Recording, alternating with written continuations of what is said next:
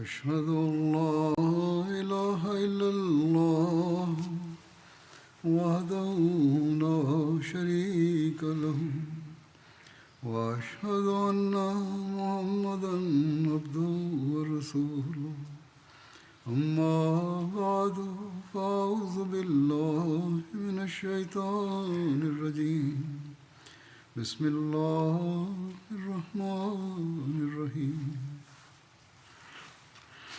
الحمد لله رب العالمين الرحمن الرحيم مالك يوم الدين إياك نعبد وإياك نستعين اهدنا الصراط المستقيم صراط الذين أنعمت عليهم غير المغضوب عليهم ولا الضالين. Mwenyezi Mungu amsaidie sana. Anasema katika hutuba zilizopita nilikuwa naeleza kuhusu historia na sera ya mtume mtukufu sallallahu alaihi wasallam kabla ya mkutano wa Ujerumani, na nilikuwa nimeeleza tukio la ifk la Hazrat Aisha radhiallahu anha. Kuhusiana na hilo, Sayyidina Ahmad alayhi wassalam anasema ya kwamba Mwenyezi Mungu ameweka katika sifa zake ya kuwa yeye anaahirisha bishara ya onyo kwa toba, kuomba msamaha na dua na sadaka. Vivyo hivyo yeye amemfundisha mwanadamu hulka hizi kama inavyothibitika kutoka Qur'ani na hadithi ya kwamba kuhusu Aisha, shutuma ambayo wanafiki kwa kufanya njama tu walikuwa wameileta. Katika jambo hilo baadhi ya maswahaba pia walikuwa wameshiriki. Alikuwepo sahaba moja ambaye alikuwa akila chakula kutoka nyumba ya Abubakar. Abubakar juu ya kosa lake hilo akala kiapo na akajiahidi ya kwamba mimi kama adhabu ya kitendo chake hicho sitampatia kamwe chakula. Hapo aya hii ilikuwa imeshuka, waliyafu waliyasfahu ala tuhibuna an yaghfira llahu lakum wallahu ghafurur rahim. Ndipo Abubakar akavunja kiapo chake na akaanza kumpatia chakula.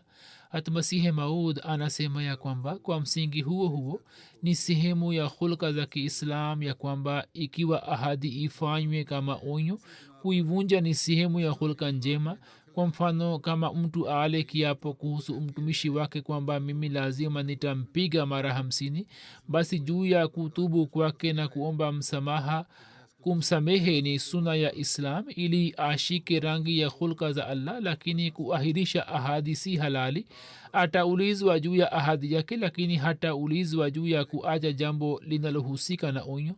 Hazrat Bashir Ahmad Saheb katika sira ya Khatamun Nabiyyin akieleza tukio la ifk kwa mujibu wa riwaya ya Bukhari anasema, na kuhusu hiyo anaandika ya kwamba katika swala hili riwaya hii ni imara na yenye maelezo zaidi kuliko riwaya zote, na mambo yanayopatikana katika riwaya za wasimuliaji wengine yamejumuishwa katika riwaya hii moja.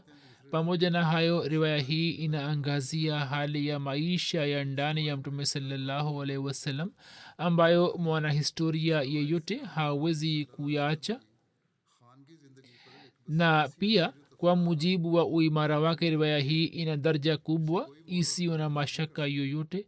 Sasa ni nafasi ya kutafakari kwamba fitna hii namna ilivyokuwa na hatari kiasi gani iliyoletwa na wanafiki. Katika fitna hii shabaha yao haikuwa shabaha ya kumshambulia mwanamke mmoja mtakatifu mcha Mungu na mtukufu pekee, bali shabaha kubwa kwa njia hiyo ilikuwa ni kuharibu heshima ya mwanzilishi mtukufu wa Islam na kuleta tetemeko hatari katika jamii ya Kiislam. Na wanafiki walikuwa wameichochea propaganda hiyo chafu na baya mpaka baadhi ya watu ambao walikuwa Waislamu wa kweli pia kwa sababu ya udanganifu wao walikuwa wamedanganika. Katika watu hawa majina yanayotajwa haswa ni kina Hassan bin Thabit mshairi, na Hamna binti Jahash dada wa Zainab binti Jahash, na Mista bin Asasa. lakini hii ni hulka tukufu ya aisha ya kwamba yeye aliwasamehe wote na hakuweka moyoni mwake kiniongo chochote zidi yao. hivyo riwaya inasema kwamba baada ya tukio hilo hasan bin thabit kila alipokuwa akija kukutana na aisha ye alikuwa akikutana naye kwa moyo mkunjufu. safari moja akaaja kwa hat aisha. wakati ule huko alikwepo muislamu mwingine aitwaye masruk akasema kwa kushangaa kwamba wewe unamruhusu hasan rukhsa ya kuja kwako. hata aisha akamjibu acha tu, maskini amekumbwa na marazi ya macho. je, adhabu hiyo ni ndogo? alikuwa amepata marazi ya macho, kisha siwezi kusahau jambo lile. hata aisha anasema kwamba siwezi kusahau jambo lile ya kwamba hasan katika kumsaidia mtume saa salam alikuwa anatunga shairi zidi ya makafiri. hivi hasan akapewa ruksa naye akaja ndani na kuketi na akasoma ubeti huu katika kumsifat aisha: hasanun razanun ma tuzannu biriba watusbihu gharsa min luhumil ghawafil. yani yeye ni mwanamke mmoja mtakatifu na ni mwenye akili na busara na daraja yake ni juu kuliko mashaka yote, naye hali nyama ya wanawake wasio na hatia. yani yeye hawateti wala kuwasingizia. hata aisha aliposikia ubeti huu akasema walakin anta. na riwaya moja inasema kwamba lasta kazalik, yani wewe mwenyewe una hali gani? wewe hukusibitika kuwa na sifa hiyo, yani wewe ulishiriki katika swala la kuniletea tuhuma ilhali sikuwa na hatia yoyote. midhabshir ahmad saheb anaandika ya kwamba mior saheb huyo ni mtaalamu wa mambo ya asia mashariki. akieleza habari yake anaandika ya kwamba ebu angalieni mfano wa ujuzi wa kiarabu au ubaguzi, ya kwamba akieleza maana ya ubeti huu ambayo ni kinyume cha kanuni za kiarabu anaandika ya kwamba hasan alikuwa ameusifu mwili wa aisha na hapo aisha alikuwa amemjibu kuhusu unene wake.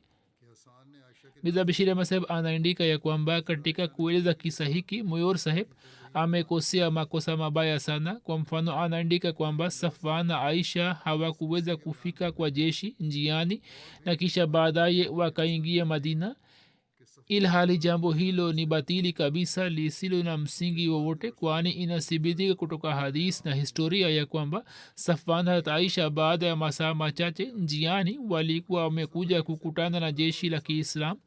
lakini ni jambo la maana ya kwamba kuhusu shutma halisi mior saheb amekiri kuhusu utukufu wa aisha.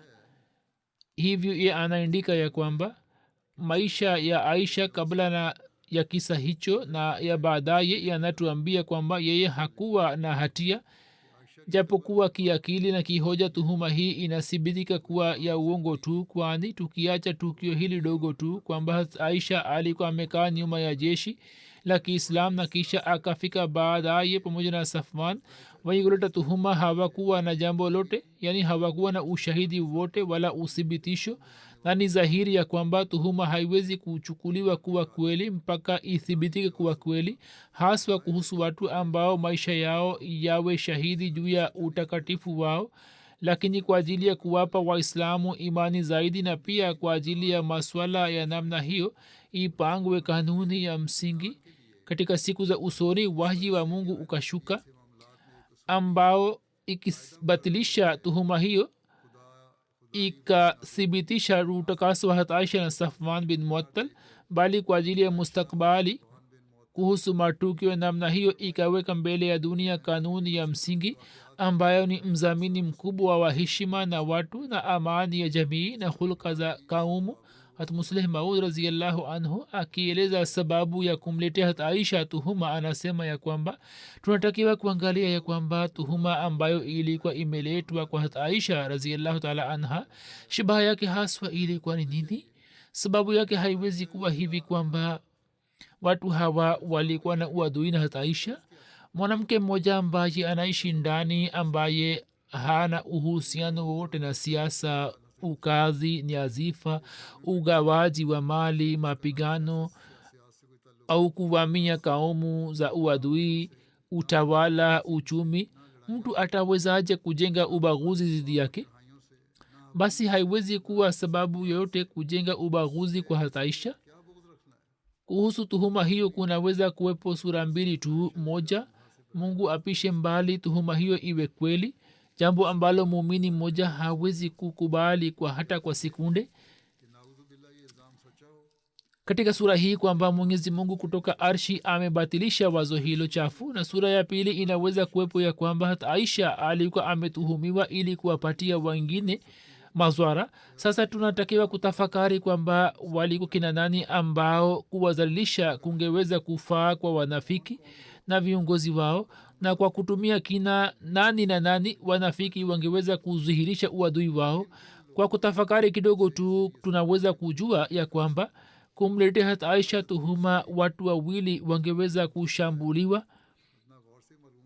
mmoja mtume sallallahu alaihi wasallam na mmoja hata abubakar raziallahu anhu, kwani mmoja yeye alikuwa mkewe na mmoja alikuwa binti yake, na hawa walikuwa watu wawili ambao uzalili wao kwa mujibu wa siasa na uadui ungeweza kufaa kwa baadhi ya watu, au baadhi ya watu shabaha na faida zao zilikuwa zimeunganishwa na swala hilo la kuwazalisha. Waila kwa sababu ya kuzalilika kwa hata aisha mtu angewezaje kupata faida? Labda swala hilo lingehusika na wake wenzake, na mtu angeweza kuwaza kwamba huenda kwa sababu ya kumzalisha aisha na kujipatia wema mbele ya mtume, wake zake watakuwa wamechangia katika swala hilo. Lakini historia ni shahidi ya kwamba wake wenzake hata aisha hawakushiriki hata kidogo kwenye swala hilo, bali ni kauli hata aisha mwenyewe ya kwamba katika wake watukufu wa mtume sallallahu alaihi wasallam, mke ambaye mimi nilikuwa naona kama ni adui wangu ye alikuwa hat zainab binti jahash, kwani yeye alikuwa anaongea zaidi. Lakini hat aisha anasema kwamba mimi siwezi kusahau hisani hii ya zainab, ya kuwa mimi nilipoletewa shutma na tuhuma mtu ambaye alikuwa anakatalia zaidi tuhuma hiyo kuliko wote ye alikuwa zainab, basi mtu angeweza kuwa na uadui na hat aisha, labda wake wenzake wangekuwa nao. Kama wangetaka basi wangeweza kuchangia katika swala hilo ili hat aisha apoteze heshima katika macho ya mtume saa salam na heshima yao izidi. Lakini historia inathibitisha ya kwamba wao hawakuchangia hata kidogo kwenye swala hilo, na kama mmoja wao akaulizwa juu ya aisha, yeye akamsifu aisha raziallahu anha tu. Ilmuradi wanaume wanakuwa hawana sababu yoyote ya kuwapinga wanawake, basi hat aisha alishutumiwa kwa sababu ya ubaguzi wa mtume saa salam au kwa sababu ya ubaguzi wa hata abubakar. Daraja ambayo mtume alikuwa nayo, wenye kuleta tuhuma wasingekuwa na uwezo wa kuinyanganya, jambo ambalo walikuwa wanaona ni hatari ya kwamba hata baada ya mtume saa salam pia wasije wakakosa nafasi ya kutimiza shabaha zao. Walikuwa wanaona kwamba baada ya mtume kama kuna mtu anastahili kuwa khalifa basi yeye ni abubakar.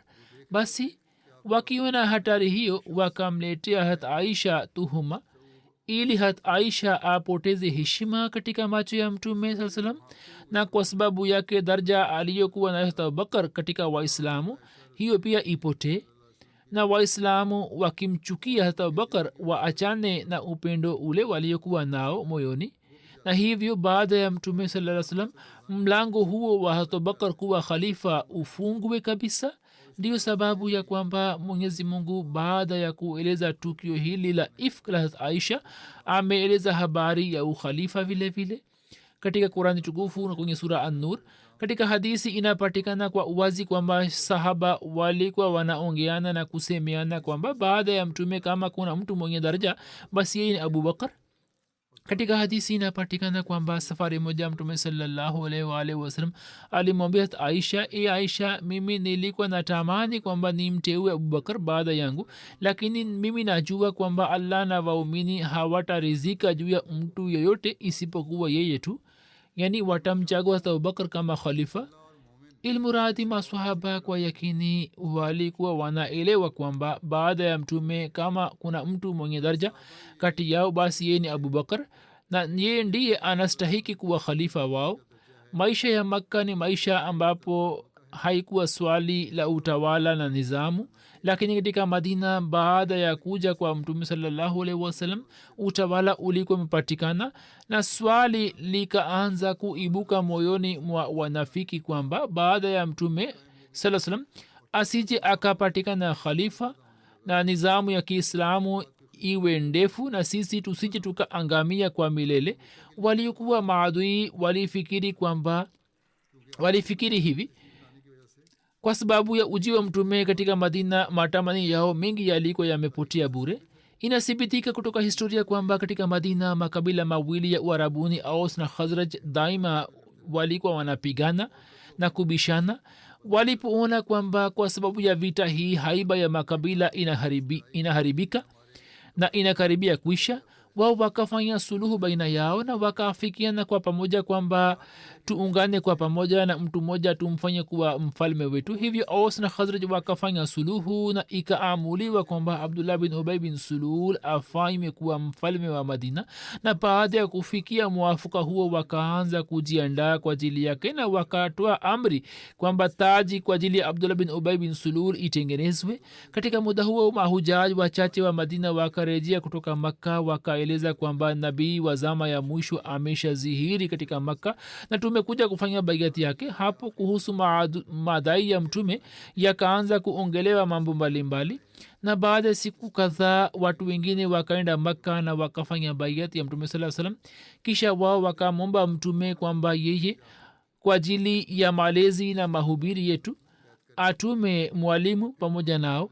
hivyo mtume salallahu alaihi wasallam akamtuma sahaba mmoja kama mubalik na mbashiri na watu wengi wa madina wakaingia katika islam siku zile zile. kwa kuwa mtume na masahaba zake walikuwa wanateswa sana katika makka, hivyo watu wa madina wakamwomba mtume kuja madina, yani kuhamia madina. hivyo mtume saa salam pamoja na masahaba zake akahamia madina na taji iliyokuwa inaandaliwa kwa ajili ya abdullah bin ubay bin sulul ikabaki pale pale, kwani watu wa madina walipokuwa wamepata mfalme wa walimwengu wote, hapo wao hawakuwa na haja yoyote ya mfalme mwingine. abdullah bin ubay bin sulul alipoona kwamba uwezekano wa ufalme wake zote zimepotea, ye akapata hasira kali na japo kizwahiri akaja kuungana na waislamu, lakini daima akaendelea kuleta uharibifu katika islam. na kwa kuwa sasa ye hakuwa na uwezo wa kufanya lolote na chochote, hivyo moyoni mwake tumaini lilikuwa linatokea kwamba muhammad akifa basi mimi niwe mfalme wa madina. lakini mwenyezi mungu akamfanya kushindwa katika nia yake, kwani mwana wake mwenyewe alikuwa mwaminifu sana.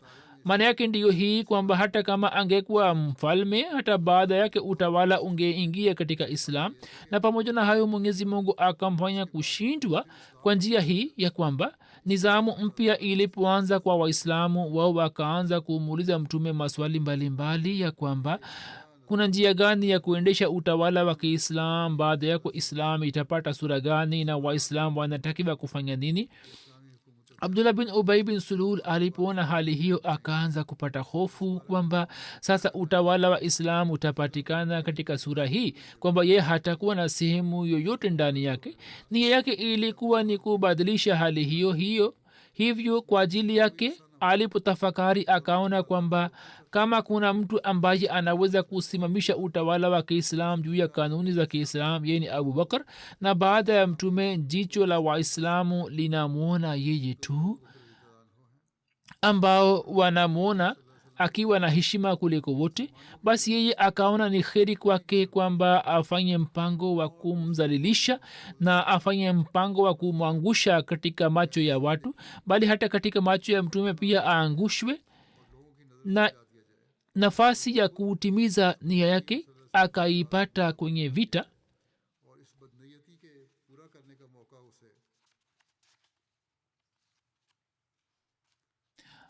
akaipata katika vita ambapo Hazrat Aisha akawa nyuma kutoka jeshi, na mtu huyo mchafu akamletea tuhuma chafu ambayo imeelezwa ndani ya Qur'ani tukufu kama ishara, lakini katika hadisi maelezo yake yameelezwa.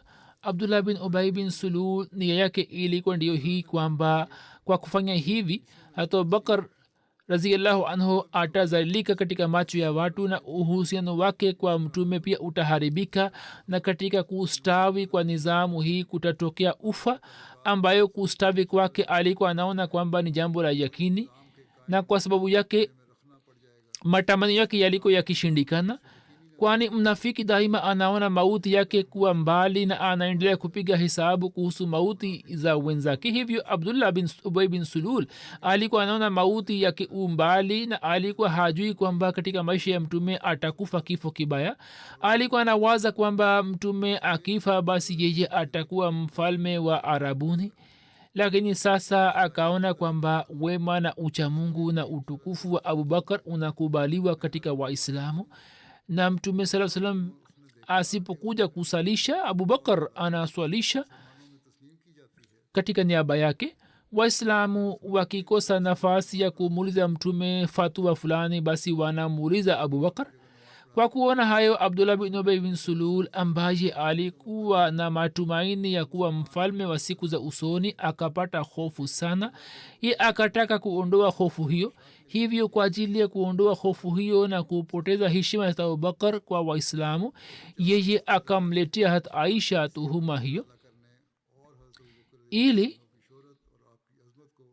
kwa sababu ya tuhuma hiyo mtume sallallahu alaihi wasallam aanze kumchukia hata Aisha, na natija yake itokee hivi kwamba daraja ambayo hata Abubakar anayo kwa mtume sallallahu alaihi wasallam pia ipungue, na ipungue katika macho ya Waislamu vile vile, na uwezekano wake wote wa kuwa khalifa wa siku za usoni pia ukwishe. Hata Musleh Maud akieleza uhusiano wa tukio la ifk na ukhalifa wa Abubakar anaandika zaidi ya kwamba kutoka mwanzo wa sura Nur hadi mwisho ni mada moja tu iliyoelezwa. Kwanza alieleza tuhuma iliyoletwa kwa Hazrat Aisha, yani zidi Hazrat Aisha, na kwa kuwa shabaha halisi ya kumtuhumu Hazrat Aisha ilikuwa ndiyo hii kwamba Abubakar adhalilishwe na uhusiano wake pamoja na mtume sallallahu alaihi wasallam ufanywe kuharibika, na kwa sababu yake heshima yake ipungue mbele ya Waislamu, na baada ya kifo cha mtume sallallahu alaihi wasallam yeye asiweze kuwa khalifa, kwani Abdullah bin Ubay bin Sulul alikuwa amekwisha jua tayari kwamba baada ya mtume sallallahu alaihi wasallam ikiwa kuna mtu ambaye Waislamu wanamwona kama khalifa wao basi yeye ni Abubakar, na kama kwa kupitia Abubakar ukhalifa ukipatikana basi ndoto zake za kuwa mfalme hazitatimia na zitapotea bure. Hivi Mwenyezi Mungu mara baada ya kueleza tuhuma hiyo akaeleza habari ya ukhalifa, na akasema kwamba ukhalifa si ufalme bali njia moja ya kuendeleza nuru ya Mungu.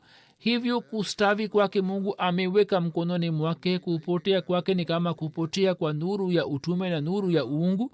Basi yeye bila shaka atasimamisha nuru hii na atamfanya khalifa amtakaye, bali anaahidi kwamba si mmoja tu katika Waislam bali akiwateua wengi kuwa makhalifa atarefusha zama ya nuru ile. Nini ikiwa mnataka kuleta tuhuma, bila shaka leteni. Nini hamwezi kufuta ukhalifa wala mnaweza kunyanganya ukhalifa kutoka kwa Abubakar, kwani ukhalifa ni nuru na njia ya kudhihirisha nuru ya Allah. Mtu angewezaje kufuta kwa njama zake? hata Masihi Maud alayhi salatu wasalam anasema ya kwamba hii ndiyo inayokuwa hali ya mitume vile vile. Mungu anapowaamuru, anapowaarifu juu ya jambo fulani, wao wanaliacha au wanalishika. Angalieni katika tukio la ifk, mwanzoni mtume sallallahu alayhi wasallam hakupata taarifa yoyote mpaka ikafikia hali kwamba hata Aisha akaenda kuishi katika nyumba ya baba yake, na mtume sallallahu alaihi wasallam akasema ya kwamba kama amekosea basi afanye toba, kwa kuona matukio hayo inaonekana wazi ya kwamba mtume alivyokuwa na uchungu kiasi gani, lakini siri hii haikufunguka kwake kwa muda. Lakini mwenyezi mungu alipomwambia kwa wahyi ya kwamba alkhabisatu lilkhabisina walkhabisuna lilkhabithati watayibatu litayibina watayibuna litayibati, ndipo akapata kujua uhakika wa ifk. je, jambo hilo linaleta tofauti yote katika shani ya mtume? Hapana, la hasha. mtu huyu ni mzalimu na hana hofu ya mungu ambaye awaze hilo, na hali hiyo inafikia hadi ukafiri. mtume saa salam na mitume hawakudai kwamba wao ni wajuzi wa ghaibu. kuwa na ujuzi wa ghaib ni shani ya mungu. watu hawa ikiwa wajue suna ya mitume, basi wasilete shutma za namna hiyo. wanaleta shutma zidi yake, masihi maud amewajibu na kufunga mdomo wao.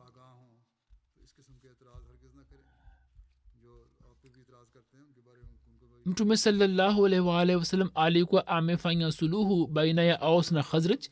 aus na khazraj walikuwa wamebishana. riwaya moja inasema kwamba mtume sallallahu alaihi wasallam baada ya siku chache akashika mkono wa Saad bin Muaz, na akiwa na maswahaba wachache akaondoka pamoja naye na akafika kwa Saad bin Ubada, akaongea nao kwa muda. Saad bin Ubada akawaletea chakula. mtume sallallahu alaihi wasallam pamoja na Saad bin Muaz na maswahaba wakala chakula, kisha mtume akaondoka. kisha baada ya siku kadhaa mtume sallallahu alaihi wasallam akashika mkono wa Saad bin Ubada na akiwa na maswahaba wachache akaenda katika nyumba ya Saad bin Muaz, akaongea naye. Saad bin Muaz akawapatia chakula. mtume sallallahu alaihi wasallam, Saad bin Ubada na maswahaba wengine wakala chakula, kisha mtume akaondoka. na mtume akafanya hivyo ili hali hii ya uadui iondoke kutoka mioyo yao na ikwishe. safari moja alienda kwenye nyumba ya swahaba moja pamoja na swahaba mwingine, na mara ya pili akaenda katika nyumba ya mwingine ili ubishi na ugomvi ukwishe, na akala chakula na akawalisha vingine, na hivyo ubishi wao ukaondoka. hiyo pia ilikuwa njia moja ya mtume saa salam ya kuleta upendo na mapenzi kwa maswahaba zake na kufanya suluhu. katika riwaya walioleta shutma na tuhuma idadi yao imeelezwa tofauti. sawa na riwaya moja ibn abbas walioleta tuhuma hii juu ya aisha idadi yao ilikuwa 3, na kuna riwaya nyingine ibn abbas idadi yao ilikuwa kuanzia 3 hadi 10. ibn uyana ameandika walikuwa 40 na mujahid amesema walikuwa 10 au 15. walioshiriki katika tukio la ifk kuhusu adhabu yao inapatikana hivi katika riwaya sunan abi daud kwamba mtume saa salam aliwaamuru wanaume wawili na mwanamke mmoja kwamba wapigwe mijeledi, ambao walikuwa wameongelea habari hiyo. walikuwa hasan bin thabit na mista bin athasa. nufali anasema kwamba watu wanasema kwamba alikuwepo mwanamke mmoja hamna binti jahsh vile vile. alama mawardi amesema kwamba walioleta tuhuma kuhusu kuwapa adhabu kuna hitilafu. kauli moja inasema kwamba mtume hakuwapatia adhabu. kauli moja inasema kwamba mtume alikuwa amewapatia adhabu abdullah bin ubai, mista bin athasa, hasan bin thabit na hamna binti jahsh. imam qurtubi anasema kwamba katika riwaya jambo ambalo ni mashuhuri na linakubaliwa kwa maulamaa ni hili tu kwamba hasan, mista na hamna walikuwa wameauzibiwa, lakini kuhusu ibn ubai hakuna habari zake. hata muslim maud kwenye hutuba yake alikuwa ameeleza ya kwamba kwa sababu ya kuleta tuhuma zidi hat aisha watu 3 walikuwa wamepigwa mijeledi. mmoja wao alikuwa hasan bin thabit ambaye alikuwa mshairi wa mtume, mmoja alikuwa mista ambaye alikuwa baba mdogo wa aisha na alikuwa binamu ya abubakar. alikuwa mtu maskini kiasi kwamba alikuwa anaishi katika nyumba ya abubakar na alikuwa anakula chakula pale pale, na hata abubakar alikuwa anamshonea mavazi, na alikuwepo mwanamke mmoja pamoja nao. hawa 3 walikuwa wamepata adhabu. hata muslim maud akieleza maelezo ya sura an-nur aya namba 6 anaandika kwamba hapo ameeleza kwamba ibn sulur vile vile alikuwa amepigwa mijiledi. anasema kwamba likulli imri minhum maktasaba min al-ithmi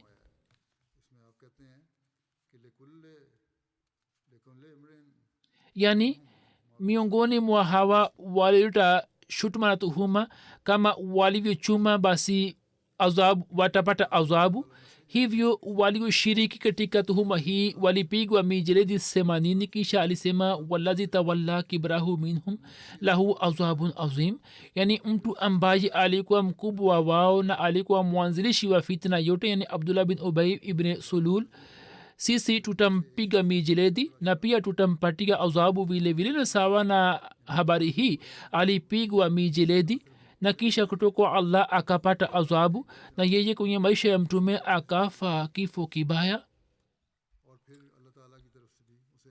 hapo habari hizi za ifk zinapata kutimia kuhusiana na mkutano wa ujerumani ningependa kusema kwamba waliokuja kushiriki yani walikwepo ambao si wahamadia si waislamu au waliokuja kwa mara ya kwanza wameeleza maoni mazuri na wamezuhirisha furaha yao kubwa wamesifu mazingira vivyo hivyo kwa kupitia vyombo vya habari na kwa kupitia habari mbalimbali mamilioni ya watu ujumbe wa jamaat na islam umewafikia jalsa inakuwa njia moja kubwa ya mahubiri sehemu ambapo hatuwezi kufika basi kwa kupitia jalsa mahubiri na ujumbe wa islam unafika mwenyezi mungu alete matokeo mazuri ya juhudi hiyo na pia awajalie wahamadia kunufaika daima kwa njia iliyo nzuri muendelee kufanya maombi mwenyezi mungu aendelee kutusitiri kwa shuka za fadhili na rehema zake mwishowe ningependa kumzungumzia marehemu mmoja na pia nitasalisha jinaza yake ghaibu inshallah imam muhammad bilu saheb mkazi wa sudan siku za nyuma alifariki dunia inna lillahi wa inna ilaihi rajiun mwenyekiti wa jumuiya sudan ameandika kuhusu marehemu anasema kwamba tukio lake la kufanya bayati ndiyo hili kwamba mwaka 1966 imamu moja ahmadia isa abdullah bin lail alitoka kutoka nigeria na akaja kwao kama mgeni na akawahubiri watu wa kijiji marehemu imam muhammad bin bello akapata bahati ya kujiunga na ahmadia kama mtu wa kwanza siku zile ilikuwa vigumu kwa ajili ya watu wa sudan kuwasiliana na markaz na khalifa wa zama lakini waahmadi hawa wakaendelea kusimama kidete juu ya imani yao wakapingwa vikali imam muhammad bello alikuwa anaswalisha waahmadia lakini wakapingwa vikali na maadui wakachoma misikiti wao ulikuwa umejengwa kwa makuti na udongo na wakawafukuza wahamadia hapo wahamadia wakahamia maeneo ya kusini huko pia wakapingwa na wamaadui wakachoma msikiti wao na wakawafukuza wahamadia kundi moja katika wahamadia wakaondoka katika sehemu nyingine na kundi la pili wakaeleka upande wa mji wa doim na imam belu pia alikuwa pamoja nao huko watu hawa wakaishi kama wageni wa abdullah bin awaz kasim ambaye alikuwa mwalimu mkuu wa jamia bakhturza lakini familia yake ikawapinga na wakawafukuza waahmadia wakafukuzwa kutoka huko vile vile kisha wakaamua kwenda nigeria kwa imam isa abdullah bin lail ambaye kwa sababu yake walikuwa wamejiunga na ahmadia hivyo msafara wa ahmadia hawa maskini wakaendelea kusafiri pamoja na punda zao na wanyama wao na kwa asilimia kubwa wakatembea kwa miguu hawakuwa na masurufu wala karatasi za kama visa au vitu vingine kulikuwa na mateso mengi ya njiani lakini walikuwa na fedha na hazina ya kiimani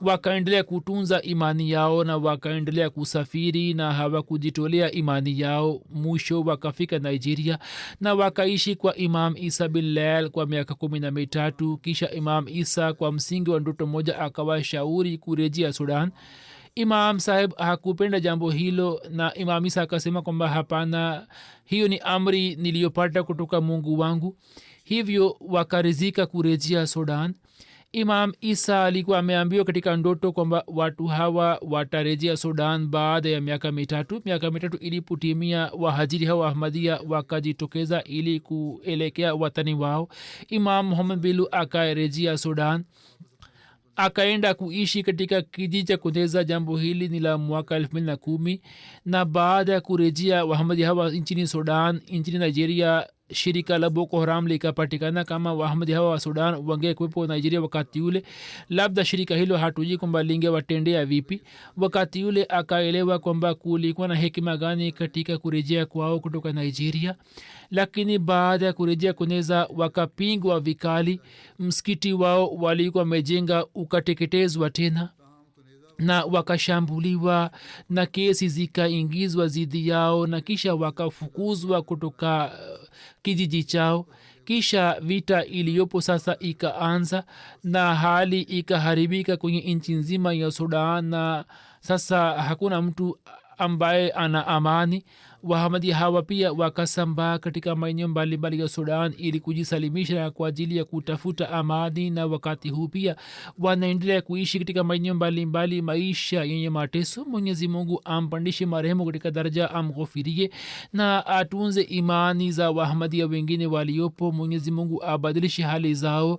kama nisemavyo, ufisadi umeenea katika nchi nzima. mwenyezi mungu aondoe ufisadi huo. mwenyezi mungu awarehemu watu hawa waweze kutimiza haki za wenzao, waislamu waweze kutimiza haki za waislamu wenzao, na serikali za kiislamu fisadi zilizopo mwenyezi mungu aziondoe fisadi zile, na mwenyezi mungu awajalie wahamadia kuishi maisha yenye utulivu na amani.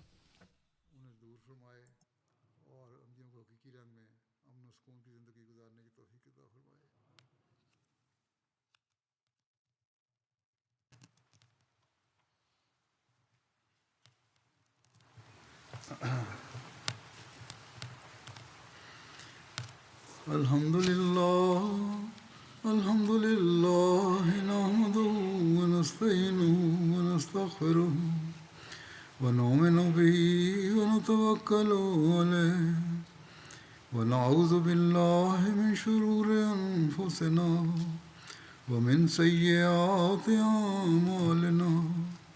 man yahdihillahu fala mudilla lahu ومن يضلله فلا هادي له ونشهد أن لا إله إلا الله ونشهد أن محمدا عبده ورسوله.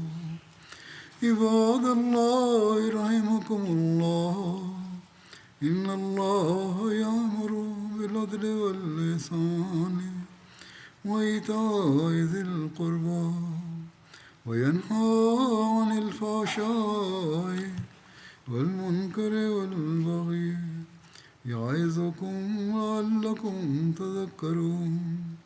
اذكروا الله يذكركم وادعوه يستجب لكم ولذكر الله أكبر.